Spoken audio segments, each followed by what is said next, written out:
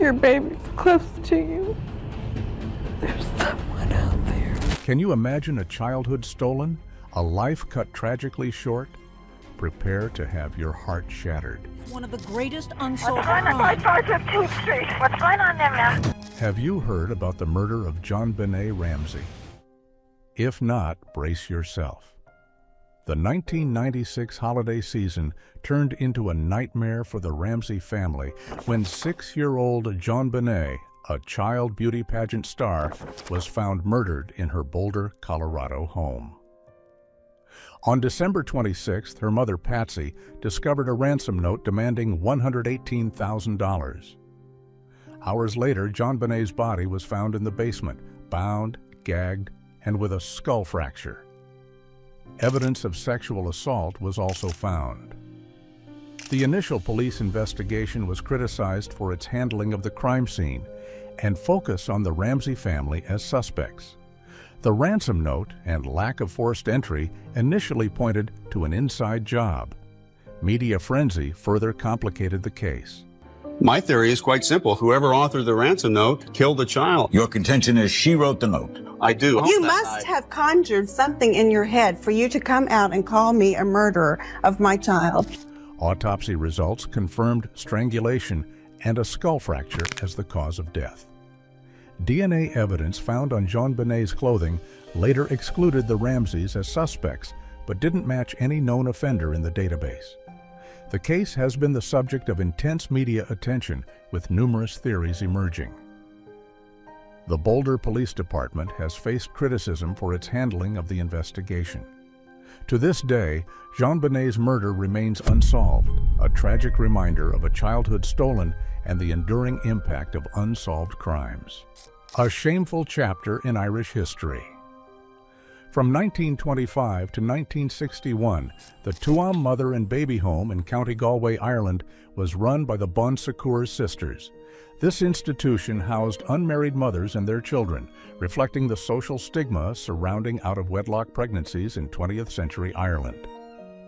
While these homes were presented as a refuge, Tuam became notorious for its neglect and high child mortality rate. Overcrowding, unsanitary conditions, and inadequate food contributed to diseases like measles, pneumonia, and tuberculosis, which led to the deaths of many children. Rumors about high child mortality and a mass grave on the grounds persisted for decades, but were largely ignored. It wasn't until local historian Catherine Corliss examined historical records, including death certificates, that the full extent of the tragedy came to light. Corliss discovered nearly 800 child deaths at Tuam and uncovered a mass grave containing the remains of infants and young children, buried without proper ceremonies. This revelation shocked Ireland and the world, triggering a national reckoning with the abuse in these institutions. The Tuam case exposed systemic neglect and the devaluation of children's lives. It became a symbol of institutional abuse, reflecting broader societal attitudes toward unmarried mothers and their children.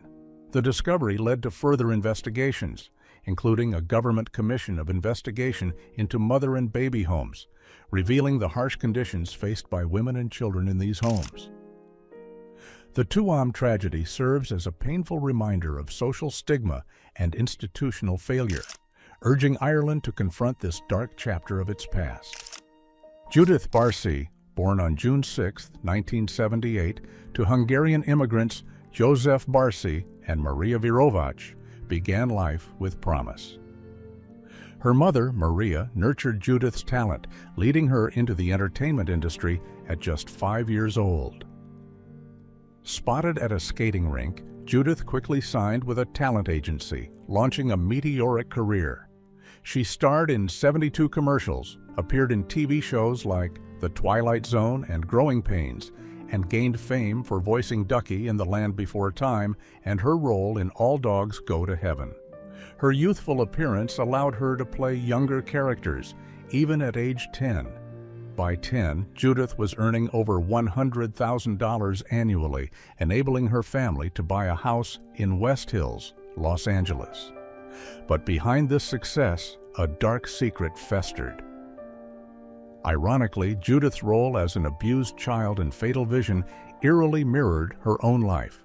While Judith's career flourished, her home life deteriorated. Joseph, struggling with unemployment, turned to alcohol and violent outbursts. Friends described him as prone to rage and threats. He was possessive of Judith, seeing her as a possession due to her being the family's primary breadwinner. His history of domestic violence extended back to his previous marriage after fleeing Hungary. He had abused his first wife and children before they divorced. In December 1986, Maria filed a police report against Joseph for choking and hitting her, but declined to prosecute due to a lack of visible injuries. The abuse escalated. In 1987, before Judith filmed Jaws: The Revenge, Joseph held a knife to her throat, witnessed by her terrified agent. Maria confided in others about the abuse, and Judith told classmates she was afraid to go home. Neighbors offered refuge, but Maria refused, fearing further escalation from Joseph, who had threatened to kill both Maria and Judith. The stress manifested physically in Judith, who developed trichotillomania, compulsively pulling out her hair. In May 1988, Judith broke down before an audition, prompting her agent to urge Maria to seek professional help. A child psychologist diagnosed Judith with extreme verbal, mental, and emotional problems and reported the situation to the Department of Children's Services. However, Maria called off further intervention. Around this time, Maria rented an apartment as a temporary escape, but remained determined to keep the house Judith had purchased. She also considered filing for divorce, a decision that may have triggered the final, horrific act. On July 25, 1988, Joseph shot Judith in the head as she slept. He then shot Maria. 2 days later, on July 27th, he doused their bodies with gasoline and set the house on fire before taking his own life. Neighbors recounted Joseph's previous threats, confirming his horrific plan. The charred remains were found by police. Judith and Maria were buried in Forest Lawn Memorial Park. In 2004, Judith's iconic "Yep, yep, yep" line as Ducky was engraved on her tombstone.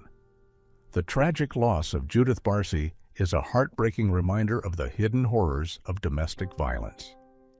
Her life, full of promise, was violently extinguished within the very place she should have felt safest. Be prepared for another story of a life tragically lost, Bobby Driscoll. In March 1968, a grim discovery unfolded in the heart of New York City.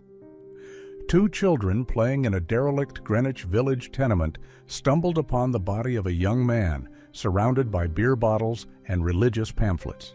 This unidentified man, lost to the world, would be buried in an unmarked grave on Hart Island, a potter's field for the forgotten.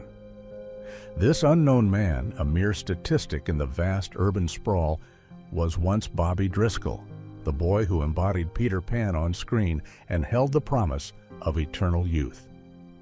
His story is a stark contrast between the dazzling heights of child stardom and the crushing depths of despair and obscurity. Born in Cedar Rapids, Iowa, Bobby's entry into show business was almost accidental. At 5 years old, a haircut led him to a movie audition, landing him a significant role in the 1943 film Lost Angel. This marked the beginning of a meteoric rise. Following a controversial performance in Song of the South, Bobby's charm captivated Walt Disney himself. He became the first male actor signed by Disney Studios, the quintessential all-American boy. He starred in iconic films like Treasure Island, Peter Pan, and So Dear to My Heart, his performances in the latter two earning him the Juvenile Academy Award in 1950. Tragically, this would be the peak of Bobby's career.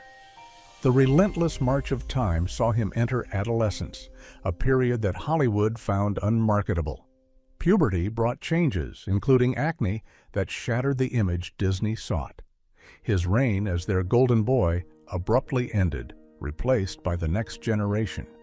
This brutal rejection marked a downward spiral from which he never fully recovered. Hollywood, ever ruthless, had cast him aside. Showered with attention, then discarded when he no longer fit the mold, Bobby faced a harsh reality check. Denied entry to the Disney studios, his contract terminated, he was forced to navigate an unfamiliar world as a normal teenager. Having never experienced a typical childhood, he struggled to connect with peers. In a later interview, Bobby's words paint a poignant picture. "I wish I could say my childhood was happy. I was lonely most of the time. A child actor's childhood is not normal." His attempts to salvage his career through television resulted in roles that paled in comparison to his Disney days. Soon, the grip of heroin tightened, derailing his life further. By 17, Bobby had 2 failed marriages and a string of arrests for drugs, assault, and forgery. Prison sentences, considered an actor's career death knell, sealed his fate. By 1960s, Bobby's life was in complete disarray. "I was carried on a silver platter and dumped into the garbage," he once said. "I was earning $50,000 a year, then started putting all my spare time in my arm. I'm not sure why I started using narcotics." In a strange turn of events, Bobby found himself immersed in New York's underground art scene, even forging a connection with Andy Warhol. However, details of his final days remain shrouded in mystery. He died forgotten, a stark contrast to the fairy tale endings of the films he starred in. News of his death only reached his mother nearly a year and a half later. He, the boy whose name once resonated worldwide, spent his final days lost in the shadows. His unmarked grave on Hart Island stands as a poignant symbol of a life tragically cut short, a life that began with the promise of eternal youth, but ended in heartbreaking obscurity. Bobby Driscoll's story is more than just a cautionary tale of child stardom. It's a call for empathy and understanding in the face of immense pressure.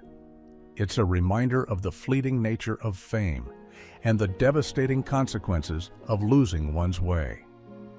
While Bobby might have met the same fate many face in similar circumstances, it leaves one wondering, could a different ending have been possible if he had received better support and guidance? The life and tragic demise of Bobby Driscoll serves as a poignant reminder of the importance of a solid foundation, especially for those navigating the treacherous path of child stardom. The next chapter is a case that asks disturbing questions about human development. The tragic case of Genie Wiley, November 4th, 1970, marked a turning point. A 13-year-old girl, later known as Genie Wiley, entered a California social services office with her mother. Social workers were deeply disturbed.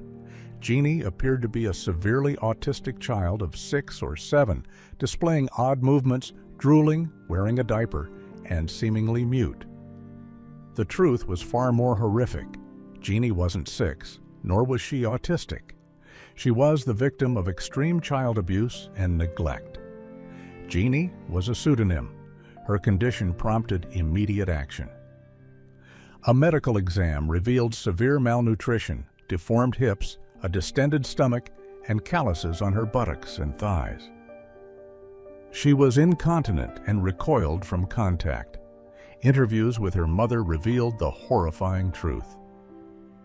Genie's parents, Irene and Clark Wiley, had a troubled marriage. Clark was overprotective, jealous, and violent. He initially didn't want children. After 5 years, Irene became pregnant. Late in her pregnancy, Clark beat her so severely she required hospitalization. The newborn's cries enraged him. When she was just 2 months old, he placed her in the unheated garage, leading to her death from pneumonia. Irene became pregnant again. This child also died shortly after birth. Their third child, JN, survived, but by age 3 showed signs of neglect. Clark's mother intervened, taking JN to aid his development. Clark was deeply attached to his mother. In April 1957, Genie was born. The first few months were relatively normal, with some neglect. In December 1958, Clark's mother was killed by a drunk driver. This triggered a descent into paranoia and psychosis for Clark. He became convinced he needed to protect his family. He moved them into his deceased mother's house. Genie was confined to one bedroom. Clark, Irene, and J.N. lived in the living room. Initially, Genie was sometimes allowed outside. As Clark's paranoia grew, she was permanently imprisoned in the bedroom. Genie was not only confined, but restrained. The room contained only a cupboard, a cot, and a potty chair. Clark constructed a harness to strap Genie naked to the potty chair during the day. Her cot was like a cage. Often she was left overnight in the potty chair. The room was bare, the curtains drawn, the door always closed.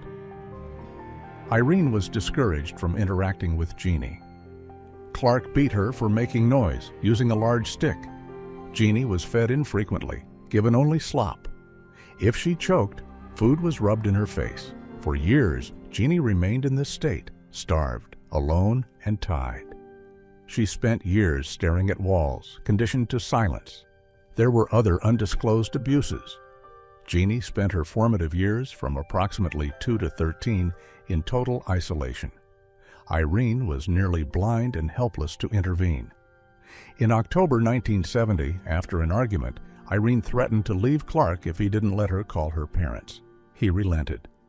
Irene freed Genie, and they went to live with Irene's parents. 3 weeks later, they visited social services, leading to Genie being taken into care. Genie's condition was appalling. Having rarely worn clothes, she didn't react to temperature. Never having eaten solid food, she didn't know how to chew.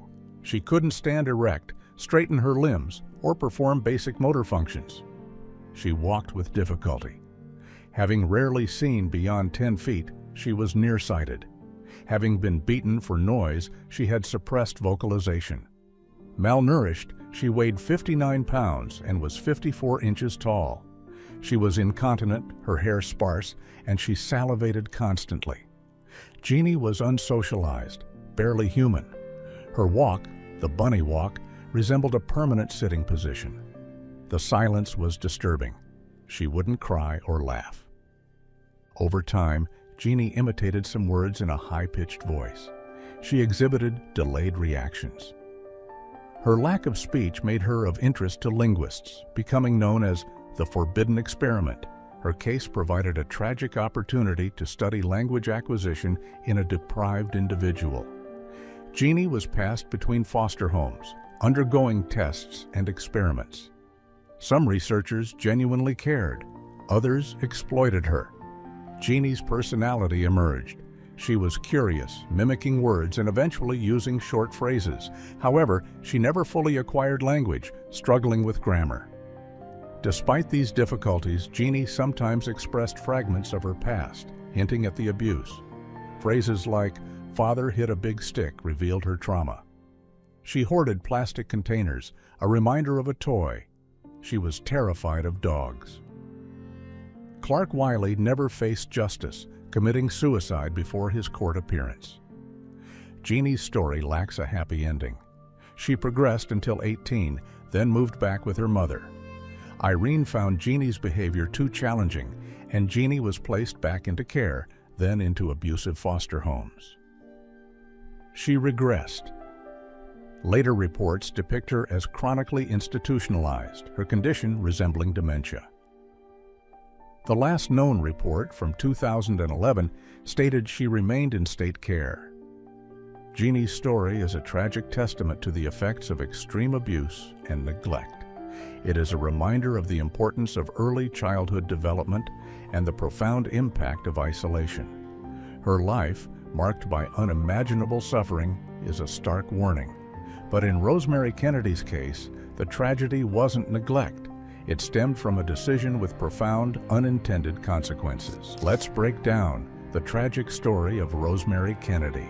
Rosemary Kennedy, the eldest daughter of Joseph P. Kennedy Sr. and Rose Fitzgerald Kennedy, was born on September 13, 1918. Her life, though intertwined with one of America's most prominent families, was marked by a profound and heartbreaking tragedy that remained largely hidden from public view for decades.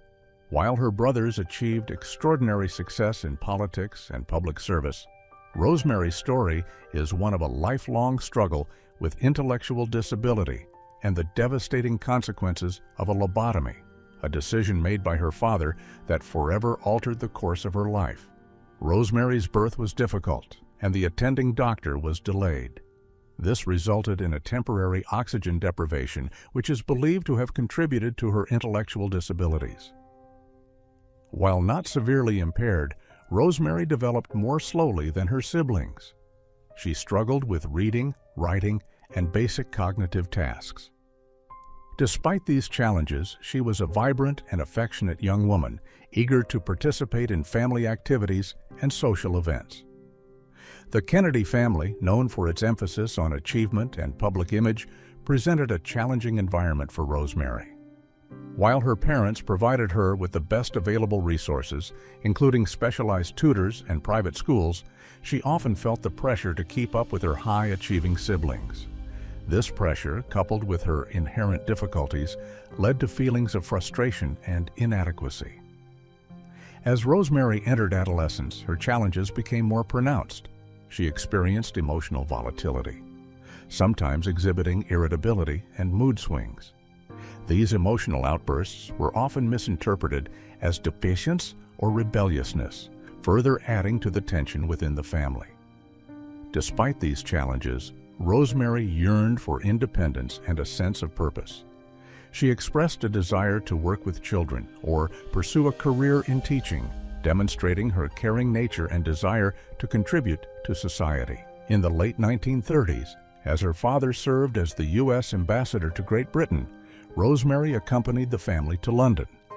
This experience provided her with opportunities to travel and engage in social activities. However, the pressure to conform to social expectations and the constant comparisons to her accomplished siblings continued to weigh heavily on her. Upon returning to the United States in 1940, Rosemary's emotional struggles intensified. Her mood swings became more frequent and severe, sometimes leading to outbursts that were difficult for the family to manage. Desperate for a solution, Joseph P. Kennedy Sr. sought the advice of doctors and medical professionals. At this time, a new surgical procedure known as a prefrontal lobotomy was gaining popularity. This procedure involved severing the connections between the prefrontal cortex and the rest of the brain. Proponents of the lobotomy claimed it could alleviate a range of mental and emotional disorders, including depression, anxiety, and aggression. However, the procedure was highly experimental, and its long-term effects were largely unknown. Despite the risks and uncertainties, Joseph P. Kennedy Sr., without consulting his wife or other family members, made the fateful decision to have Rosemary undergo a lobotomy in 1941. Rosemary was just 23 years old. The procedure was performed by Dr. James Watts and Dr. Walter Freeman. During the operation, Rosemary was conscious, and the surgeons asked her to recite familiar passages and perform simple tasks. As they severed the connections in her brain, they noted when she began to lose her ability to speak. The lobotomy had a devastating and irreversible impact on Rosemary. It left her permanently incapacitated, with a mental capacity akin to that of a toddler. She lost much of her ability to speak intelligibly, and her physical coordination was severely impaired. The vibrant and affectionate young woman was transformed into someone who required constant care and supervision. Following the lobotomy, Rosemary was institutionalized. She spent many years at Craig House, a private psychiatric hospital in Beacon, New York. Later, she was moved to St. Coletta School for Exceptional Children in Jefferson, Wisconsin, where she lived for the rest of her life. The Kennedy family kept Rosemary's condition largely hidden from public view for decades. Her absence from family events and public appearances was explained away with vague statements about her living a private life. It wasn't until the 1960s when Eunice Kennedy Shriver, Rosemary's sister, began her advocacy work for people with intellectual disabilities that the family began to speak more openly about Rosemary's situation. Eunice Kennedy Shriver's work led to the creation of the Special Olympics, an international sporting event for athletes with intellectual disabilities. This movement brought much-needed attention and awareness to the challenges faced by individuals like Rosemary and their families. Rosemary Kennedy's story is a tragic reminder of the limitations of medical knowledge in the past and the devastating consequences of poorly understood medical interventions. It also highlights the importance of advocacy and inclusion for people with intellectual disabilities. While her life was marked by profound challenges, Rosemary's legacy lives on through the work of her sister Eunice and the ongoing efforts to promote understanding and acceptance for individuals with intellectual and developmental disabilities. Rosemary Kennedy passed away on January 7, 2005, at the age of 86. She was buried alongside her parents in Holyhood Cemetery in Brookline, Massachusetts. While her life was tragically altered by a decision made by her father, Rosemary's story serves as a poignant reminder of the importance of compassion, understanding, and the ongoing need to advocate for the rights and inclusion of all individuals, regardless of their abilities. Her story is a stark contrast to the often glamorous image of the Kennedy family, revealing a hidden chapter of pain, resilience, and the enduring power of family bonds. Her life, though deeply tragic, contributed significantly to a greater awareness and understanding of intellectual disabilities, leaving a lasting impact on society. Rosemary Kennedy's story reveals that even seemingly perfect families face hidden struggles. Similarly, the world of television can be deceptive. Erin Moran, beloved as Joni Cunningham, faced hardship after the cameras stopped rolling. Erin Moran, Joni Cunningham, with her warm smile, sharp wit, and generally sweet disposition, was a beloved character on Happy Days. Her on-screen journey through adolescence and young adulthood resonated with viewers, making it all the more heartbreaking that the actress who portrayed her, Erin Moran, faced significant struggles in her own life. While she brought joy to countless homes, her personal story was far from the idyllic world of 1950s Milwaukee. Erin Moran's entry into show business reads like a classic Hollywood tale. Born into a large family of 6 children, with no prior connections to the entertainment industry, Erin displayed a natural inclination towards acting from a young age. Her mother, recognizing and supporting this passion, enrolled her in a talent agency. It was Erin's early success that paved the way for her brothers, John and Tony Moran, to also enter the acting world. John even appeared on Happy Days briefly as a 4-year-old named Myron, who famously shot Fonzie in the face with a squirt gun. Tony Moran, while having guest roles on shows like The Waltons and Chips, is perhaps most recognized for a chilling role, the unmasked Michael Myers in the 1978 horror classic Halloween. Erin's connection to Happy Days began long before she landed the role of Joni. She had known Anson Williams, who played Potsy Weber, since she was 12 years old. It was Anson who later revealed the harsh realities of Erin's upbringing. He described it as really harsh, stating that no child should have the family she had. He added that she didn't get the upbringing a child should have, which really makes life hard. She had a lot of problems for a lot of years. This difficult childhood would cast a long shadow over Erin's life, impacting her deeply until her final days. Joni Cunningham was the quintessential 1950s all-American girl.